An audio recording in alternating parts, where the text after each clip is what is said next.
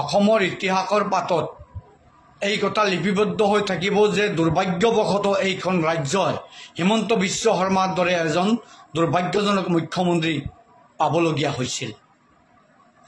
যি সময়ত মহানায়ক জুবিন গাৰ্গৰ মহাপ্ৰস্থানৰ বাবে সমগ্ৰ বিশ্বৰ পৰা শোক প্ৰকাশ কৰা হৈছে, অসমৰ ভাৰতবৰ্ষৰ বিভিন্ন প্ৰান্তৰ পৰা আৰু প্ৰতিটো জাতি জনগোষ্ঠী প্ৰতিটো ধৰ্মীয় লোকে শোক প্ৰকাশ কৰিছে, চকুলো টুকিছে। আজি এমাহ পাৰ হোৱা সত্ত্বেও মহানায়ক জুবিন গাৰ্গক মানুহে পাহৰিব পৰা নাই। সোণাপুৰৰ জুবিনদাৰ সমাধি ক্ষেত্ৰত বিভিন্ন প্ৰান্তৰ পৰা মানুহ আহি আছে, দিনে ৰাতি একাকাৰ কৰি তেওঁলোকে মহানায়ক জুবিন গাৰ্গক শ্ৰদ্ধা নিবেদন কৰি আছে।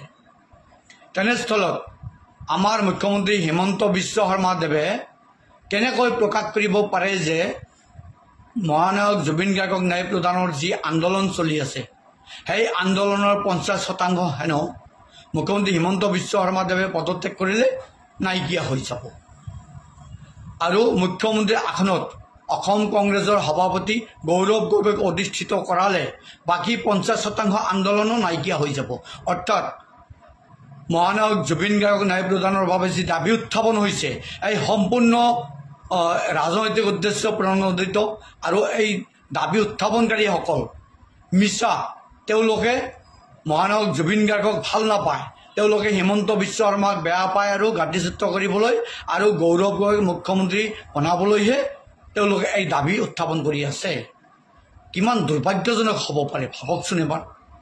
ৰাজ্যৰ এগৰাকী মুখ্যমন্ত্ৰীৰ মুখেৰে ইমান দুৰ্ভাগ্যজনক কথাবোৰ প্ৰকাশ হ'ব বুলি কেতিয়াবা আশা কৰিছিল নে কোনোবাই?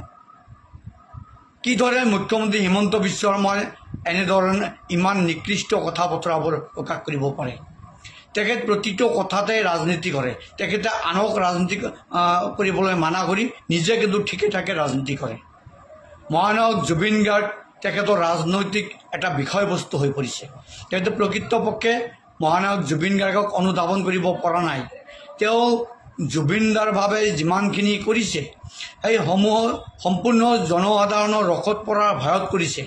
তেখেতে অন্তঃকৰণে জুবিন দাক আজিও ভাল নাপায় বা জুবিনদাৰ প্ৰেমত পৰি তেওঁ একো কৰা নাই, আৰু তেওঁ সকলো কথা ৰাজনৈতিকভাৱে চিন্তা চৰ্চা কৰে। আজি মহানায়ক জুবিন গাৰ্গক অসমৰ প্ৰতিটো বয়সৰ প্ৰতিটো স্তৰৰ আৰু প্ৰতিটো জাতি জনগোষ্ঠীৰ মানুহে ভাল পায়, সেই কথা আজি দুনাই কোৱাৰ কোনো প্ৰয়োজন নাই। কিমান ভাল পালে এগৰাকী ব্যক্তিৰ বাবে দলঙৰ পৰা জঁপিয়াই যুৱক আত্মহত্যা কৰিব পাৰে?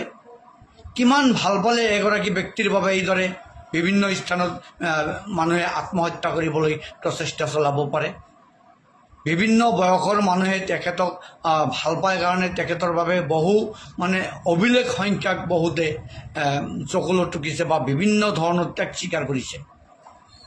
কিন্তু আমাৰ মুখ্যমন্ত্ৰী হিমন্ত বিশ্ব শৰ্মাদেৱে আজি পৰ্যন্ত মহানায়ক জুবিন গাৰ্গক অনুধাৱনে কৰিব পৰা নহ'ল। তেখেত কিমান উচ্চ স্তৰৰ এগৰাকী শিল্পী আছিল, সেয়া হয়তো হিমন্ত বিশ্ব শৰ্মাদেৱে অনুভৱ কৰিবলৈ পৰা নাই, আৰু এনেধৰণৰ মানসিকতা ব্যক্তিসকলে অনুভৱ কৰিবও নোৱাৰে। তেখেতসকলৰ ধ্যান ধাৰণা কেৱল ৰাজনৈতিক উদ্দেশ্য প্ৰণোদিত আৰু সম্পত্তি আহৰণ কৰা। আজি মহানায়ক জুবিন গাৰ্গৰ মহাপ্ৰস্থানৰ বাবে অকল মানুহ নহয়, বিভিন্ন জীৱ জন্তুৱে শোক প্ৰকাশ কৰা আমি দেখিবলৈ পালোঁ। মায়া নামৰ কুকুৰটোৱে এমাহ জোৰা নাখাই থাকি জুবিন গাৰ্গৰ সমাধি ক্ষেত্ৰত ৰৈ থাকিল, তাৰ পৰা কোনেও আঁতৰাই নিব পৰা নাই। সেই মায়া নামৰ কুকুৰটোৱে হিমন্ত বিশ্ব শৰ্মাদেৱক মুখ্যমন্ত্ৰী আসনৰ পৰা গাদীচ্যুত কৰি গৌৰৱ গগৈক অধিষ্ঠিত কৰিবলৈ এই আৱেগ প্ৰকাশ কৰি আছেনে? বগলী চৰাই এটা বিভিন্ন জীৱ জন্তুৱে শোক প্ৰকাশ কৰা আমি দেখিবলৈ পাইছোঁ। সেয়া পূৰ্বে বহুত আমাৰ মহাপুৰুষ মৃত্যু হোৱা দেখিছোঁ, বহুত মানুহৰ মৃত্যু হোৱা আমি দেখিছোঁ, শুনিছোঁ, জানিছোঁ, কিন্তু বন্যপ্ৰাণীয়ে এইদৰে শোক প্ৰকাশ কৰা আমি বাস্তৱত দেখিবলৈ পোৱা নাছিলোঁ। মুখ্যমন্ত্ৰী হিমন্ত বিশ্ব শৰ্মাদেৱে অনুভৱ কৰক, এই বিষয়বস্তুসমূহ অনুভৱ কৰিবলগীয়া হৈছে। মানসিক বিকাৰগ্ৰস্ত মানুহেও জুবিনদাৰ ফটো চাই শ্ৰদ্ধাঞ্জলি নিবেদন কৰিছে। এয়া বহু ভাগ্যৰ কথা। আজিৰ ভণ্ড ৰাজনৈতিক নেতাসকলৰ ভাগ্য তেনেকুৱা নহ'ব পাৰে। এই অনুভৱ কৰক, কিন্তু মহানায়ক জুবিন গাৰ্গৰ সলনি সপোনে বাস্তৱে সদায় গৌৰৱ গগৈ দেখিবলৈ পায়।